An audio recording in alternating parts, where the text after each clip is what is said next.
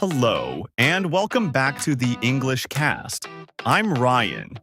Hi, everyone. I'm Emma, and we're very happy to have you with us today. Have you ever been in a situation where you are looking for a coworker at the office? You ask someone where they are, and you pause because you aren't sure how to finish the question. You think, has he been to lunch? Or has he gone to lunch? Those two tiny words can completely freeze your conversation. Oh, I hear that hesitation all the time. That happens to a lot of learners, and it is completely understandable. When you look at the words been and gone, they both talk about movement. They both involve traveling somewhere or leaving your current location. Because they seem so similar, it is incredibly easy to mix them up. It really is. And the tricky part is that if you choose the wrong one, you accidentally tell a native speaker a completely different story about where that person is right now. Today, we are going to fix that confusion. We are going to give you a very simple visual way to separate been and gone, so you never have to second guess yourself again.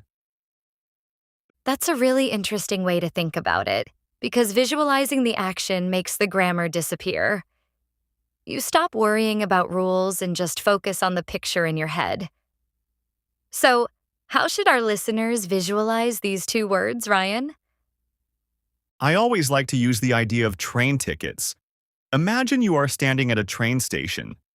The word been is a round-trip ticket. It is a return ticket.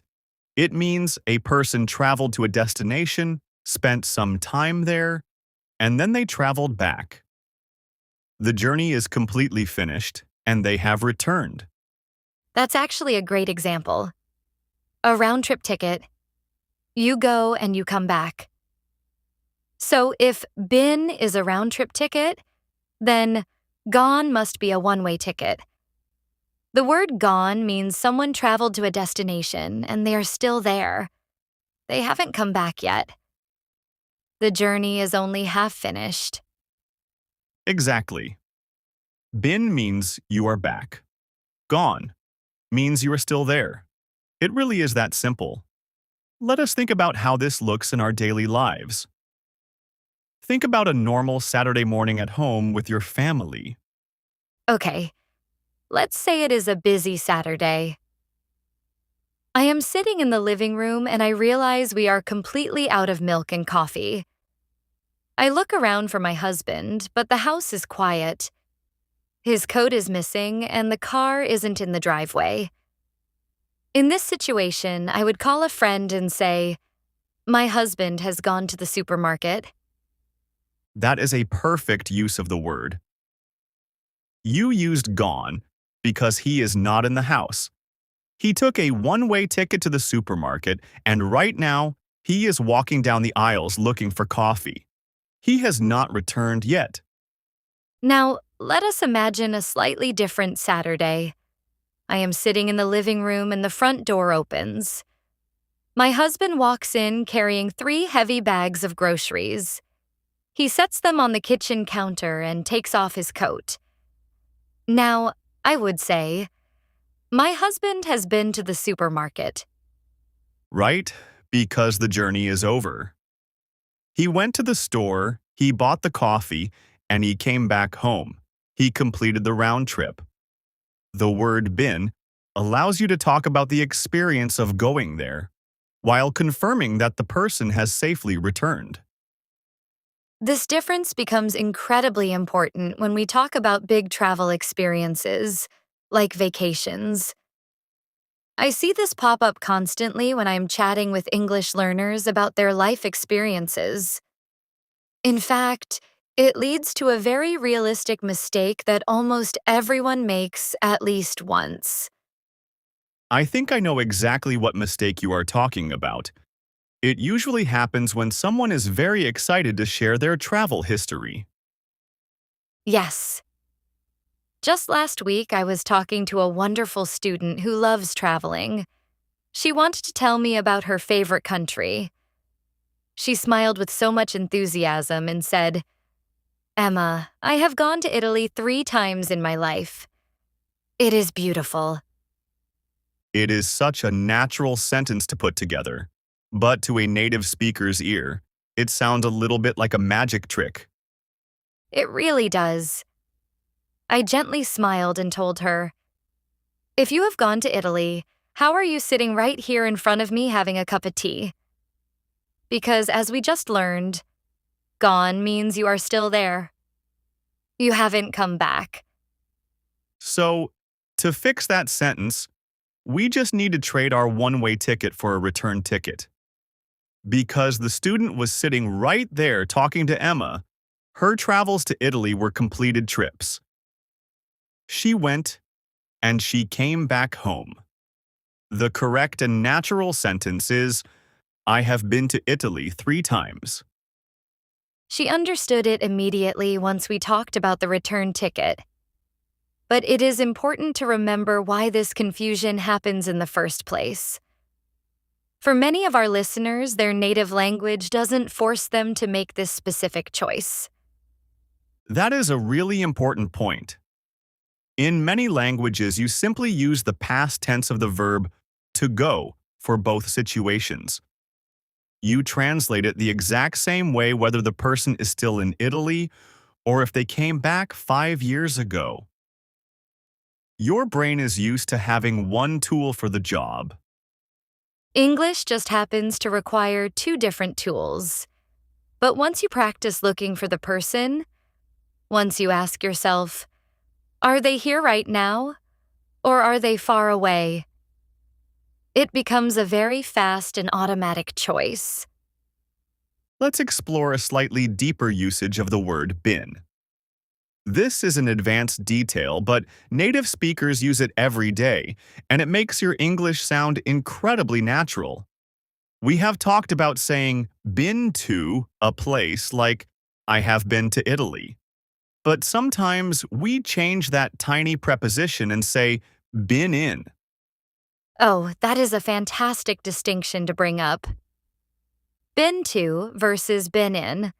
They sound almost identical, but they map out time in a completely different way. When we use been to, we are focusing on the experience of visiting. It doesn't matter how long you stayed. It could be a 2-day trip or a 2-week vacation. I have been to Japan. It just means you have that stamp in your passport. But when we use been in, we are suddenly talking about duration. We are talking about living or staying somewhere for a continued period of time, and usually it means you are still there right now. For example, if you move to a new city for work, you might tell your new colleagues, I have been in London for 3 years. That's a beautiful explanation. You wouldn't say, I have been to London for 3 years. That sounds like you took thousands of short trips back and forth. Saying been in shows that you arrived, you unpacked your bags, and your life has continued there up until this exact moment. It is a subtle shift, but been to highlights the journey, and been in highlights the stay. Hearing these patterns just takes a little exposure, so do not stress if they feel a bit tricky right now. I think this is a perfect moment to take a small pause. We like to give our listeners a chance to use their own instincts. Take a moment and think about this everyday situation. Imagine you are working in a busy office. It is 1 p.m. You need to ask your manager, Sarah, to sign a document. You walk over to Sarah's desk, but her chair is empty. Her computer screen is dark, and her jacket is missing from the back of her chair.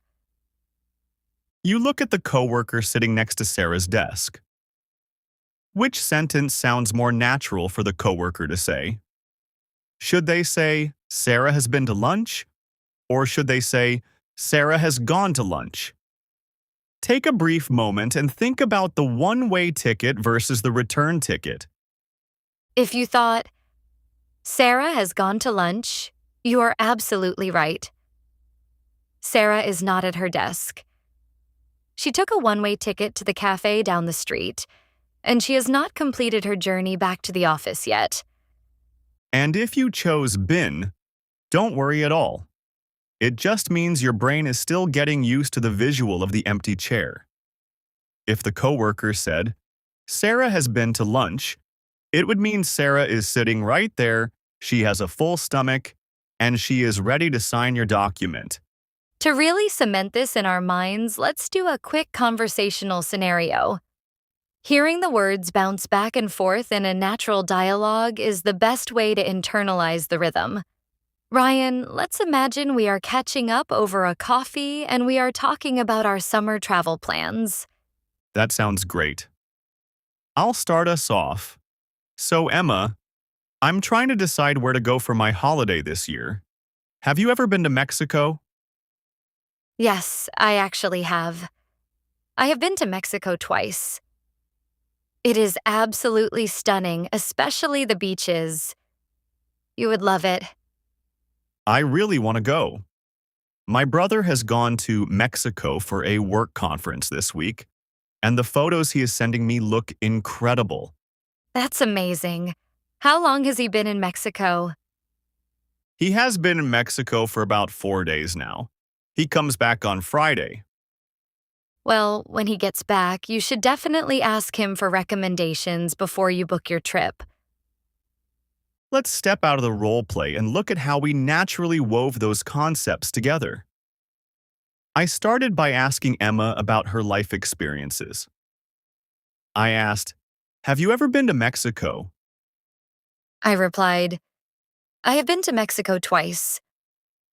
I used the return ticket because I went on vacation, and now I am sitting safely in a coffee shop talking to Ryan. The trips are finished experiences. Then I shifted the story to my brother. I said, "My brother has gone to Mexico. I used the one-way ticket because he is physically located in Mexico right now, attending this conference. He has not returned." And then I asked a question using our advanced tip. I asked, how long has he been in Mexico? I used been in because I wanted to know the duration of his stay. I wanted to know how many days he has spent sleeping and working there. And I answered, "He has been in Mexico for 4 days." It perfectly describes his continuous stay up to this present moment. It flows so naturally when you focus on the reality of where the person is standing. It really does. You stop translating word for word from your native language, and you start describing the physical space. Is the person here with me, or are they somewhere else? Let us confidently summarize the key ideas from today's conversation so you have a solid takeaway.